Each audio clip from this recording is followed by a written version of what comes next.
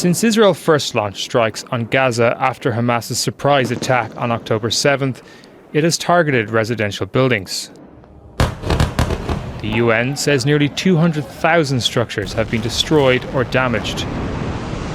With so many fleeing attacks, Palestinians packed into makeshift shelters, many of them UN-run schools, but they were not safe.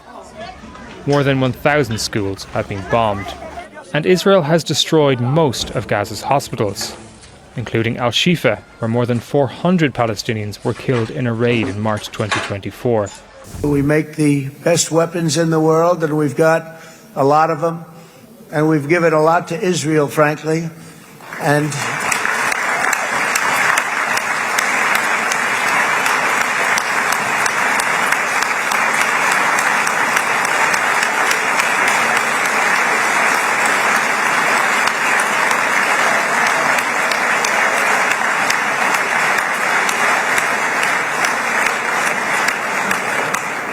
I mean, Bibi would call me so many times, can you get me this weapon, that weapon, that weapon? Some of them I never heard of, Bibi, and I made them.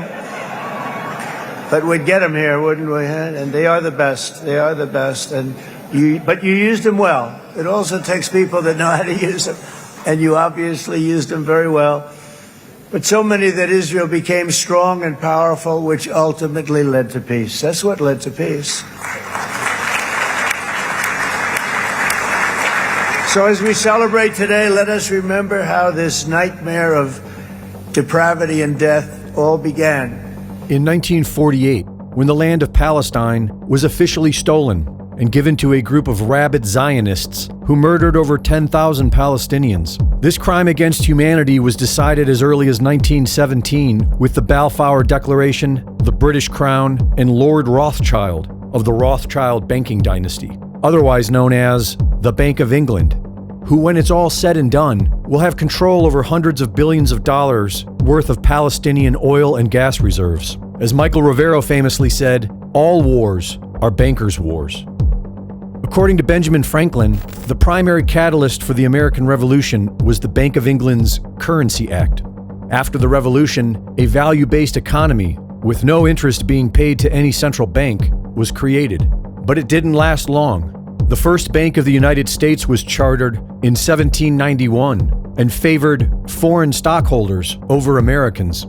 The charter ended in January of 1811, followed by the War of 1812, and the establishment of the Second Bank of the United States in 1816, which gave more power to the Bank of England. Andrew Jackson successfully killed the bank's renewal, and shortly after, became the first U.S. president targeted for assassination when Richard Lawrence drew pistols on him outside the U.S. Capitol, but misfired. Laws were passed in the early 1860s for the U.S. government to issue its own currency in a value-based economy as opposed to the debt-based system imposed by central banks.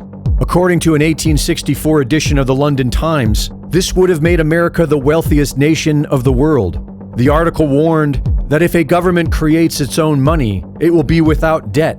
It will become prosperous without precedent in the history of the world, and therefore must be destroyed. In 1865, President Lincoln was assassinated, and the economy was quickly phased back to the central bank's debt enslavement model. In 1913, the tyrannical Federal Reserve Bank and federal income tax was born. The two world wars brought Germany under the heel of the central banking cartel. Western banking institutions financed the Bolshevik Revolution. In 2000, Iraq stopped selling its oil in Federal Reserve notes. In 2003, Iraq was illegally invaded by the United States, and dollar-based oil sales were reinstated. In Libya, Muammar Gaddafi's gold dinar currency was making the nation rich. In 2011, the U.S. invaded and reverted Libya's oil sales to dollars. The Bank for International Settlements recently proposed efforts under the guise of anti-money laundering that would provide scores to tokens and digital wallets, including stablecoins. Digital ID, social credit scores, and a carbon tax is what the bankers are up to now. And everything else is a distraction. Today's war is mostly psychological, and it's being waged upon you. Greg Reese reporting.